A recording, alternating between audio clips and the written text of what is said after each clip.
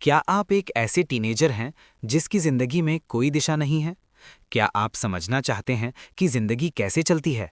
क्या आप बुलिंग यानी डराना धमकाना या धमकियों के शिकार हैं? क्या आप खुशियां पाना चाहते हैं?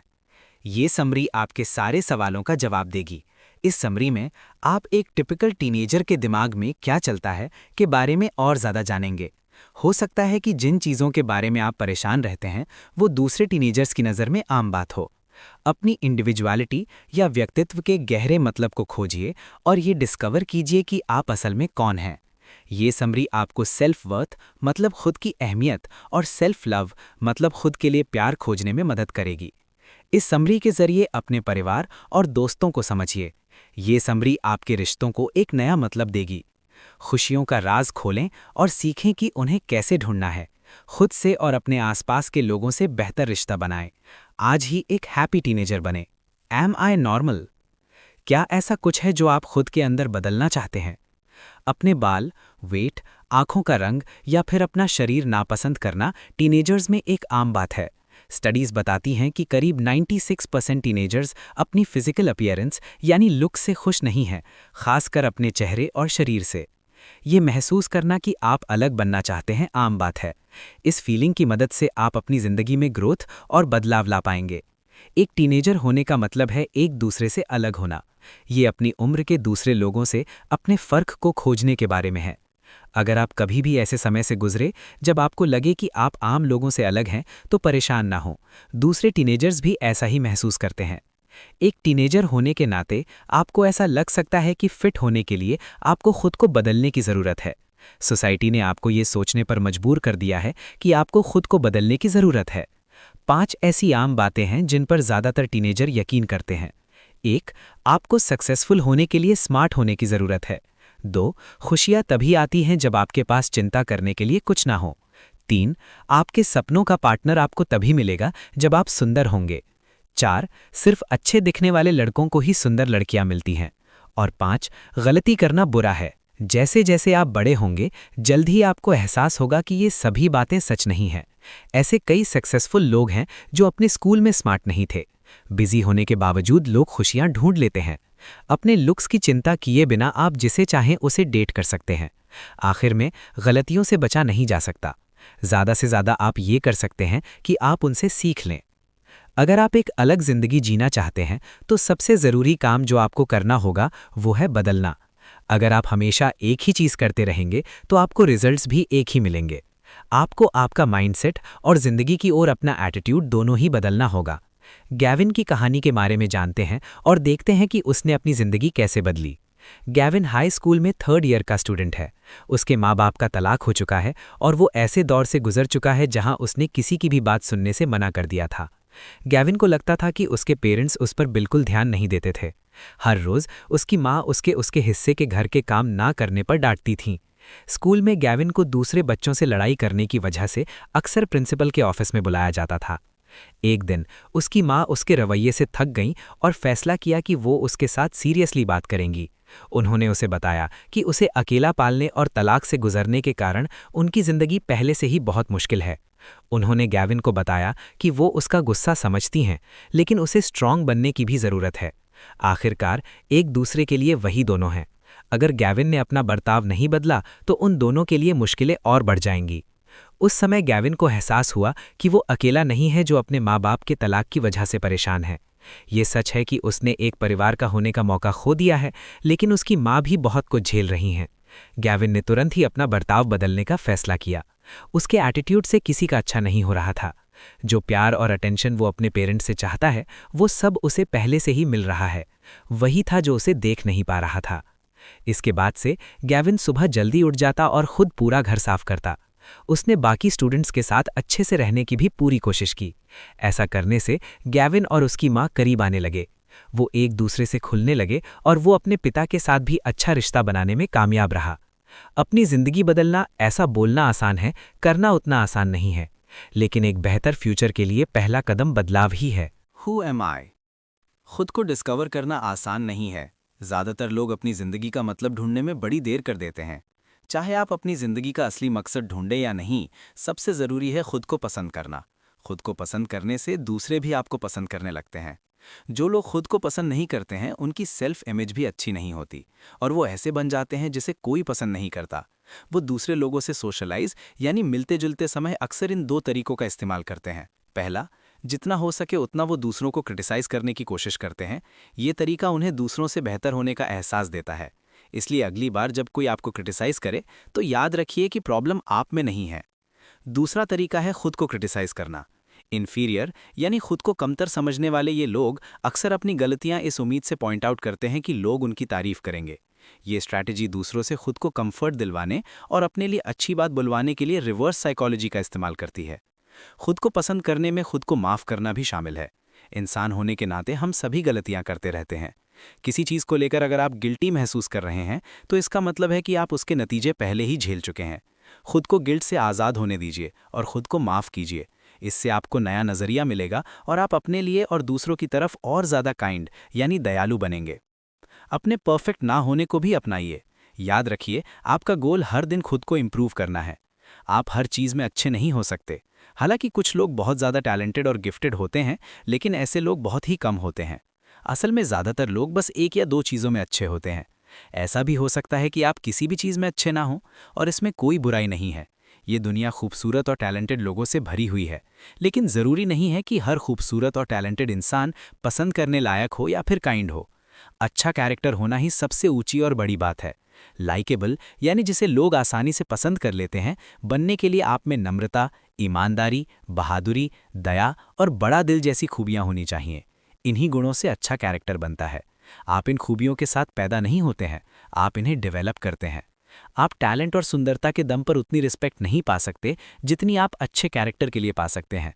खुद अपने बारे में अच्छा महसूस करना बहुत ही ज़रूरी है, बुरे वक्त में भी। अगर आप खुद के बारे में अच्छा महसूस करते हैं तो आप नेचुरली पॉजिटिव एनर्जी रिलीज करते हैं, जो दूसरे लोगों की पॉजिटिविटी को अट्रैक्ट करता है। अपने बारे में अच्छा महसूस करने के ये 7 तरीके हैं। पहला, खुद को एक्सेप्ट कीजिए। जैसा पहले बताया गया था, हर इंसान कभी ना कभी गलती करता है। खुद के लिए और भी दयालु और नर्म बने और खुद को हर गलती के लिए क्रिटिसाइज करने से बचें। दूसरा, तारीफों को और भी खुले दिल से लें। शर्मीली मुस्कान के पीछे ना छुपे, तारीफ को खुलकर एक्सेप्ट करें और उन पर यकीन भी करें। तीसरा, दूसरों की भी तारीफ करें। दूसरों को खुश महसूस करवाने से आप भी खुश महसूस करेंगे। दूसरों के अच्छे काम या खूबियों के लिए उनकी तारीफ करने के लिए ज़्यादा ना सोचें। चौथा तरीका है अपने और अपने एक्शन के बीच के फ़र्क को पहचानना। अगर आपने कोई गलत काम किया है तो खुद ब खुद अपने आप को एक गलत इंसान ना मान लें। पांचवा, अपने आसपास पॉजिटिव लोगों को रखें। आपके आसपास के लोगों के पास आपको अच्छा या खराब महसूस कराने की ताकत होती है। पॉजिटिव लोगों के साथ समय बिताने से हो सकता है कि आप उनकी पॉजिटिव एनर्जी अपने अंदर ले लें। छठा तरीका है खुद को विजुअलाइज करना। सोचिए कि फ्यूचर में आप क्या बनना चाहते हैं। आपके थॉट्स बहुत पावरफुल होते हैं। आखिर में खुद को हर दिन इम्प्रूव करें। आपके माइंड को भी इम्प्रूव करने के लिए अच्छे आइडियाज़ की ज़रूरत होती है। सेल्फ हेल्प बुक पढ़ना या ऐसी एक्टिविटी करना जिससे आपको ज़्यादा जानकारी मिले, माइंड के लिए अच्छी एक्सरसाइज हो सकती है। बदलाव हर उस इंसान के लिए पॉसिबल है जो बदलना चाहता है। अगर आपको लगे कि आप ऐसा कभी नहीं कर पाएंगे, फिर भी आप ऐसा कर सकते हैं। अपने कंफर्ट जोन से बाहर निकलकर नई चीज़ों को एक्सप्लोर कीजिए। खुद को उन चीज़ों को पूरा करने का दूसरा मौका दीजिए जिसे करने में आप पहली बार में फेल हुए थे, और देखिए कि कौन से पहलू इंप्रूव हो सकते हैं। काल इसका परफेक्ट एग्जाम्पल है। काल जब कम उम्र के थे तब एक दुबले पतले लड़के हुआ करते थे जो पानी का 1 गैलन भी मुश्किल से उठा पाता था। स्कूल में उन्हें हमेशा सुकड़ हड्डी कहकर चिढ़ाया जाता था। काल का शरीर उनकी सबसे बड़ी इनसिक्योरिटी में से एक थी। उन्हें लगता था कि वो कभी नहीं बदलेंगे। उनके पास उनके शरीर को बदलने का कोई तरीका नहीं था। वो ऐसे ही बॉडी स्ट्रक्चर के साथ पैदा हुए थे। लेकिन काल को वेट लिफ्टिंग के बारे में पता चला और उन्हें उसमें इंटरेस्ट आया। उन्होंने उसे एक ऐसे मौके की तरह देखा जिससे वो बिना किसी सर्जरी या किसी गलत तरीके से अपना मनचाहा शरीर बना सकते थे।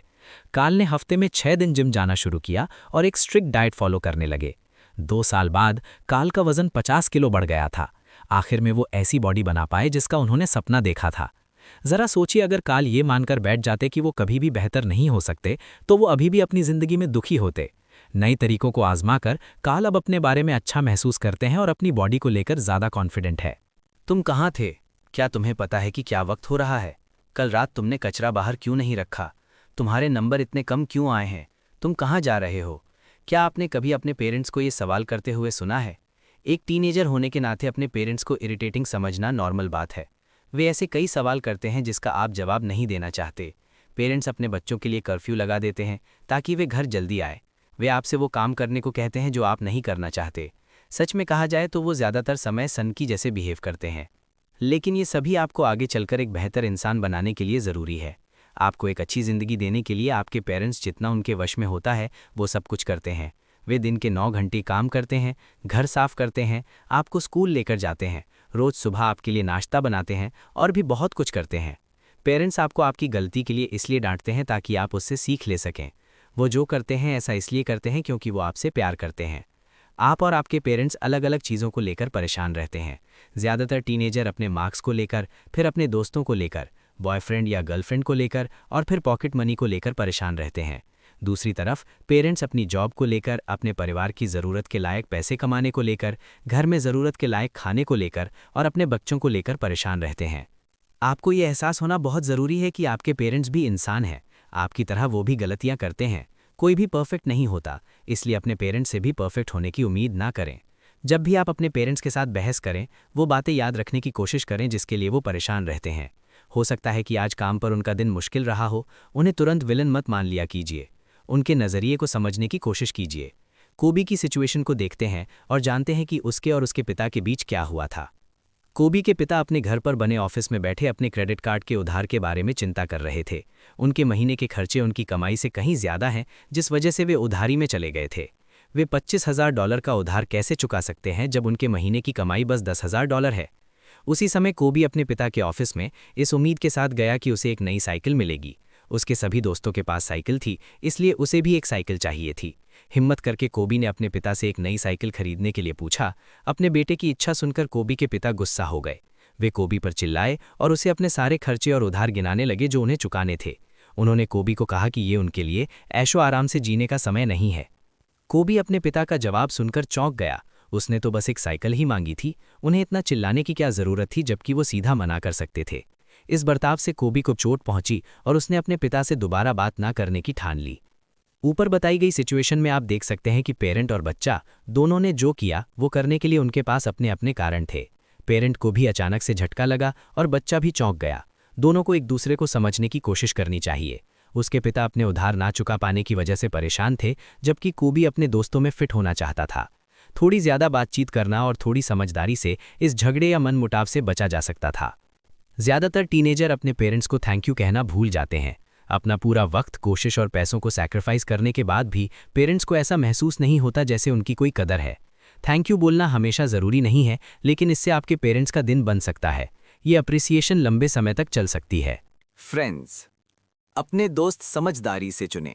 ज़्यादातर पेरेंट्स अपने बच्चों को ऐसे दोस्तों के साथ ज़्यादा समय बिताने के लिए कहते हैं जिनका कैरेक्टर अच्छा हो, ना कि उनके साथ जो हमेशा बदमाशी करते हो।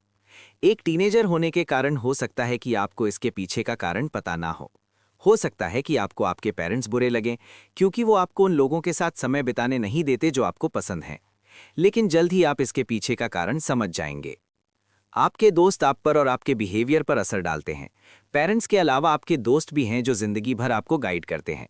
उनके साथी के कारण आप उन जगहों पर जाना शुरू कर देंगे जहां वो जाना चाहते हैं, और वो सब करने लगेंगे जो आपके दोस्त ज़्यादातर करते हैं।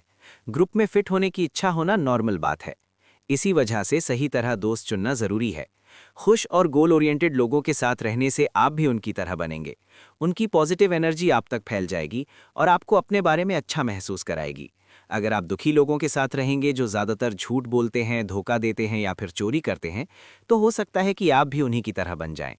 अगर आप इससे इनकार करने की कोशिश भी करते हैं, तब भी जिस तरह के दोस्तों के साथ आप रहते हैं उससे पता चलता है कि आप किस तरह के इंसान हैं। लोग अपने लुक्स और ज़िंदगी में अपने स्टेटस की बहुत ज़्यादा परवाह करते हैं। टीनेजर्स भी कुछ अलग नहीं हैं। वे अपना ज़्यादातर समय इस कोशिश में बिता देते हैं कि कैसे दूसरे लोग उन्हें पसंद करें। ऐसे लोग आपको हमेशा मिलेंगे जो आपको पसंद नहीं करेंगे, और ये ठीक भी है।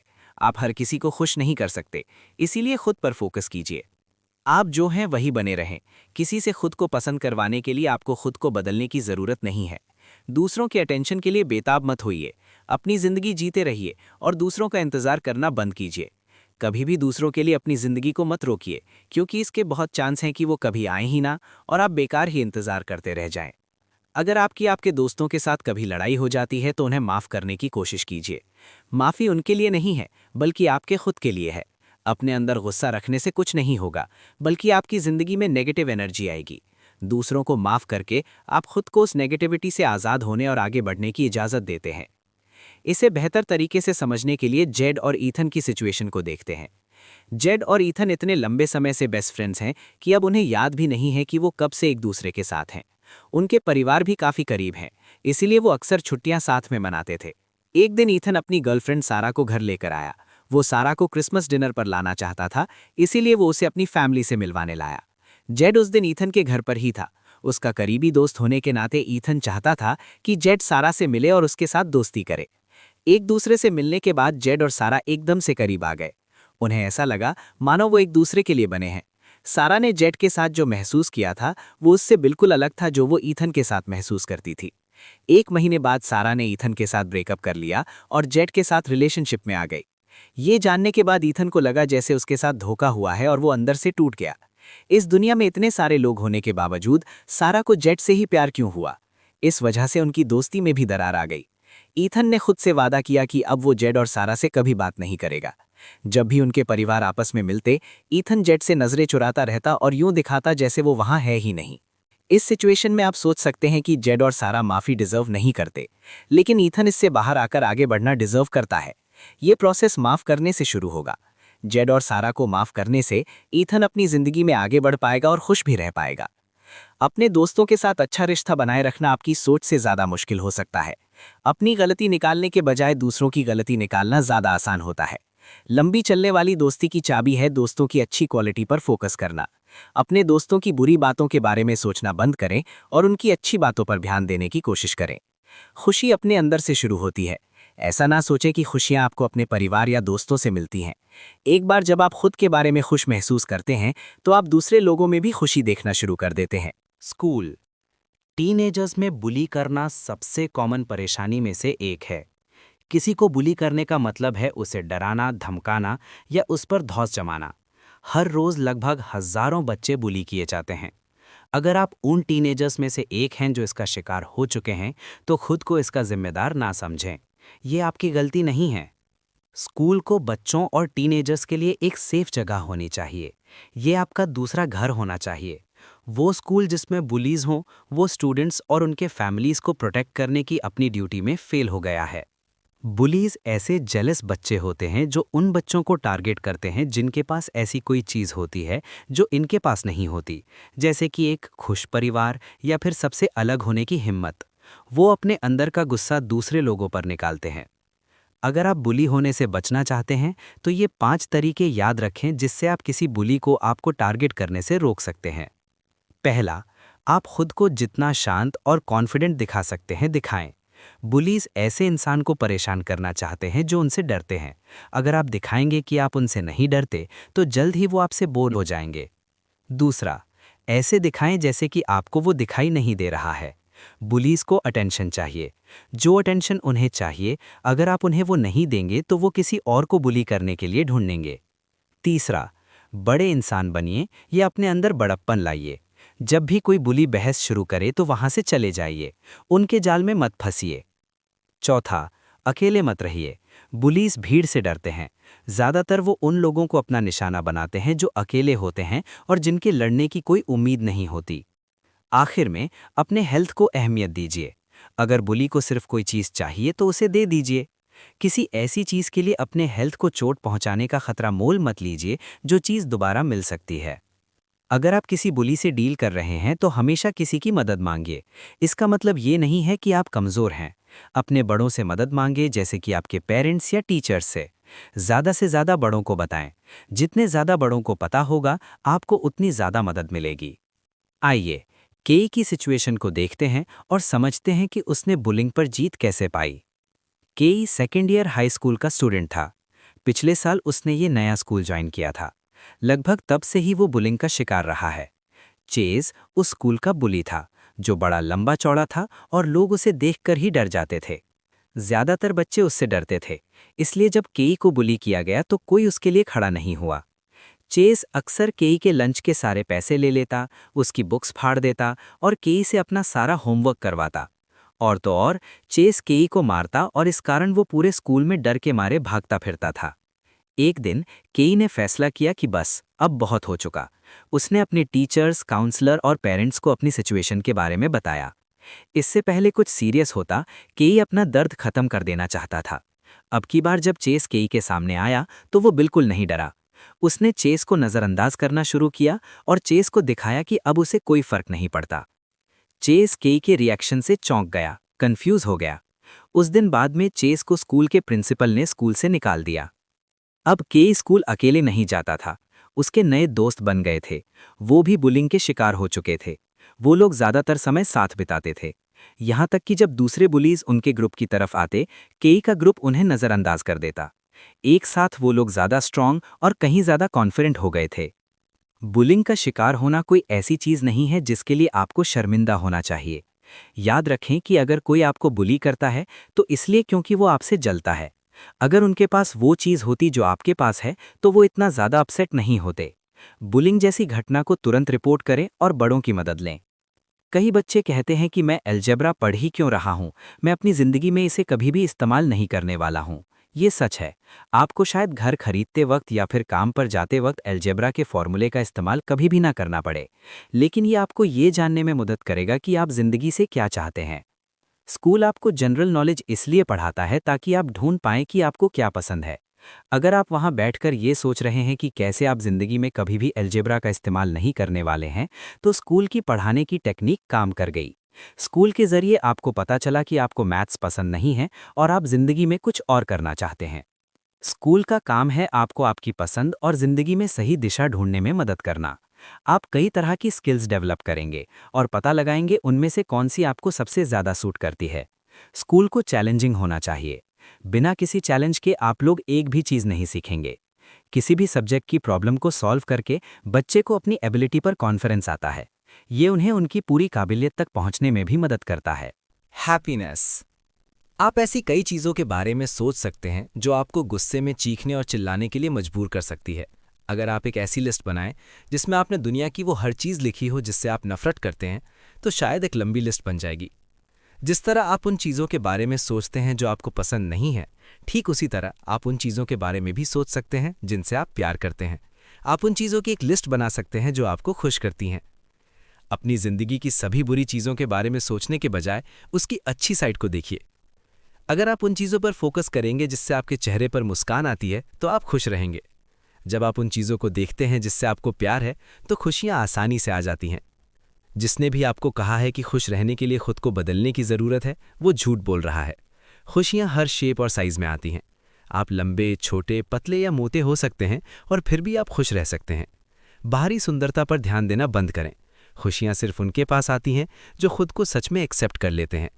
खुद को दूसरे के साथ कंपेयर करने से आप बस दुखी ही होंगे। अगर आप खुश हैं तो आप दूसरे खुश लोगों को भी अपनी ओर अट्रैक्ट करेंगे। यही दुनिया के काम करने का तरीका है। जो आप अंदर से महसूस करते हैं वो बाहर आ जाता है। इसलिए पॉजिटिव सोच रखने से आपकी ज़िंदगी के एक्सपीरियंस बदल सकते हैं। यकीन नहीं होता तो आइए जेनी का एग्जाम्पल देखते हैं। जेनी को उसके पड़ोस में एक बर्थडे पार्टी में बुलाया गया। उस बच्चे की माँ की दोस्त होने के कारण जेनी की माँ ने उसे पार्टी में जाने के लिए कहा, लेकिन जेनी ने यह कहकर मना कर दिया कि वो नहीं जाना चाहती। इस पर उसकी माँ ने समझाया कि एक अच्छा सोशल इवेंट होगा जहां वो नए दोस्त बना सकती है। जेनी बातचीत करने में ज़्यादा अच्छी नहीं थी, इसलिए उसे दोस्त बनाने में मुश्किल होती थी। वहां जाते वक्त ही जेनी ने पहले से ही मान लिया था कि ये रात बहुत खराब जाने वाली है। वो जानती थी कि वो एक भी दोस्त नहीं बना पाएगी और पहले से ज़्यादा दुखी होकर घर लौटेगी। रात के खत्म होते होते जेनी सही साबित हुई। किसी ने भी उससे एक शब्द नहीं कहा, लेकिन ऐसा इसलिए नहीं हुआ क्योंकि कोई उससे बात नहीं करना चाहता था। कई लोग जेनी के साथ दोस्ती करना चाहते थे, लेकिन जेनी ने गुस्से वाला डरावना चेहरा बनाकर रखा था, जिससे डरकर लोग उससे दूर ही रहे। वो इतनी दुखी लग रही थी कि कोई भी उसके पास नहीं जाना चाहता था। क्योंकि जेनी ये सोचने में इतनी बिजी थी कि वो रात कितनी बुरी है, उसने ध्यान ही नहीं दिया कि कुछ लोग उससे बात करना चाहते थे। ये सिचुएशन इसका एक परफेक्ट एग्जाम्पल है कि कैसे आपके अंदर की फीलिंग्स बाहर दिखने लगती हैं। अगर जेनी इस आइडिया के बारे में पॉजिटिव होती और खुला मन रखती तो शायद रात बीतते बीतते वो एक नया दोस्त तो बना ही लेती। हर चीज़ के बारे में बहुत ज़्यादा परेशान होना छोड़ दीजिए। इस बारे में हद से ज़्यादा सोचना कि क्या होने वाला है हमारे मन में डर पैदा कर देता है। फ्यूचर में बहुत ज़्यादा फोकस करने से आप आज में जीना भूल जाते हैं। जब परेशान होने से आपका कोई फ़ायदा नहीं होता तो परेशान क्यों होते हैं? अगर आप बदलाव लाना चाहते हैं तो परेशान होने के बजाय कुछ कीजिए। कुछ करना आपको आने वाली चीज को बदलने का मौका देता है। अपनी सभी परेशानियों को पॉजिटिव सोच से बदल दीजिए। सोचिए कि आप क्या करना चाहते हैं और उसे सच कर दीजिए। खुशी स्वीकार करने और खुश रहने का चुनाव करने से आती है। कई लोगों को कई अलग अलग तरह की प्रॉब्लम्स हैं, फिर भी वो खुश हैं। अगर आपको लगता है कि आपकी सभी परेशानियों के ना होने से आप ज़्यादा खुश रहेंगे, तो आपको अपनी ज़िंदगी के बारे में दोबारा सोचना चाहिए। सभी प्रॉब्लम्स के होते हुए भी खुश रहा जा सकता है। सबसे गरीब लोग भी खुश हैं, क्योंकि उन्होंने खुश रहना चुना है। ग्रैटिट्यूड यानी शुक्रगुजार होने की प्रैक्टिस कीजिए और आपके पास जितना है उसमें खुशियाँ ढूंढिए। उन चीज़ों को मत खोजिए जो आपके पास नहीं है, और उन चीज़ों के बारे में सोचिए जो आपके पास हैं। अगर आप इसे अप्रिशिएट करना सीख जाएंगे, तो आप सच्ची खुशी को पालेंगे।